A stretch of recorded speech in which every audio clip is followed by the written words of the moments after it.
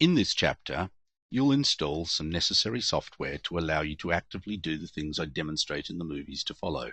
I'll be guiding you through setting up a development and testing workspace. Then I'll make brief mention of the history and background of PHP and MySQL and show you where to find out more if you want to.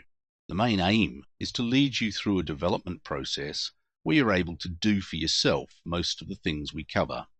We'll make this easier by providing a download of code snippets to save you from having to type. Hopefully you'll find many of these code snippets useful in your own future development work. So, where are we headed?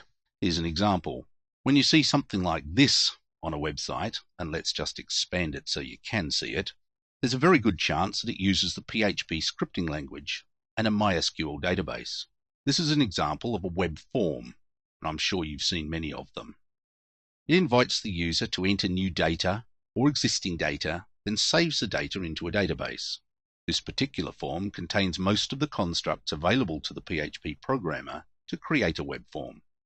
You can see there are text boxes, drop-downs, checkboxes, and even a browse button to upload a file to the server.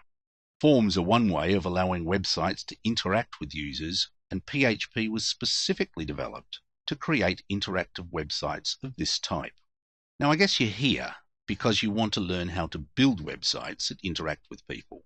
The key word here is build, and any building project, be it houses or websites, will need some tools. So the very first thing we're going to do is assemble our tools and prepare them for work. We'll identify the tools, we'll download them, install them, then configure them so they work the way we want them to. First, we need something called web server software.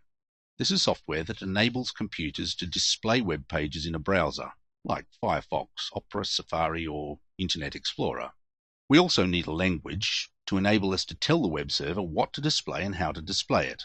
Ultimately, all web pages are coded in some form of HTML, that's Hypertext Markup Language, but HTML simply doesn't do interactive very well. So we need a scripting language to do this, and PHP is the language we're going to use. Don't worry about the technical difference between scripting language and programming language. It really doesn't matter at this stage. We also need a means to create the scripts and save them so they can be executed by the web server. We call this our code editor. Finally, for any useful interactive process, we'll need to store and manage some data. The data can and usually does become quite complex, so we choose to use a proper database management system right from the outset. You'll sometimes hear this referred to as a relational database management system.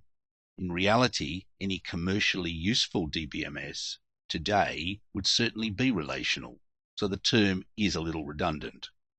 It's worth noting that the word relational has nothing to do with relationships, but it's derived from the mathematical construct called a relation. The inventors and originators of the RDBMS were two British mathematicians, Ted Codd and Chris Date, and it's largely because they were mathematicians that the whole foundation of database management today is based on what's called the relational model. As of April 2010, 55% of the world's physical web servers use the Apache web server software. This popularity is driven by a commercial imperative. Very simply, web hosting companies need reliability, robustness, and flexibility, all at a reasonable cost, and Apache delivers all four. There are many alternative scripting languages we could use, but analysts estimate that PHP accounts for about 36% of all websites, and this particular course is about using PHP. For the code editor, you could really use almost any text editor you please. I've chosen to use a program called Bluefish, because it will look almost exactly the same no matter what computer you have, Linux, Mac, Windows, or even Solaris. Programs like this that work the same and look the same on different types of computer are said to be cross-platform software. So Bluefish is a cross-platform editor. Further good reasons for using Bluefish are that it highlights the syntax in our code and allows us to collapse logical sections of code. Both these things make the code much easier to understand and to debug, especially when the code file gets quite large and complex. And finally, of course, there's the database manager. And again, This course is about using MySQL with PHP. MySQL was created and developed by Helsinki-born Monty Vedenius and named after his daughter Mai. These tools together are called a technology stack. You can think of Apache sitting on top of the operating system, with MySQL and PHP sitting on top of Apache. Our extended stack simply sits the Bluefish editor on top of the PHP and MySQL. This stack approach means that we do not need to be concerned too much with the actual operation of any of the lower level technologies. The editor, for the purposes of this course, is pretty much all we'll use to create our interactive web pages. XAMPP is a product. It's a cross-platform compilation of Apache, MySQL, and PHP. The more usual acronym LAMP is not a product but a software bundle, or a stack of the A, the M, and the P on top of Linux. Linux is the most usual implementation platform for the AMP software stack.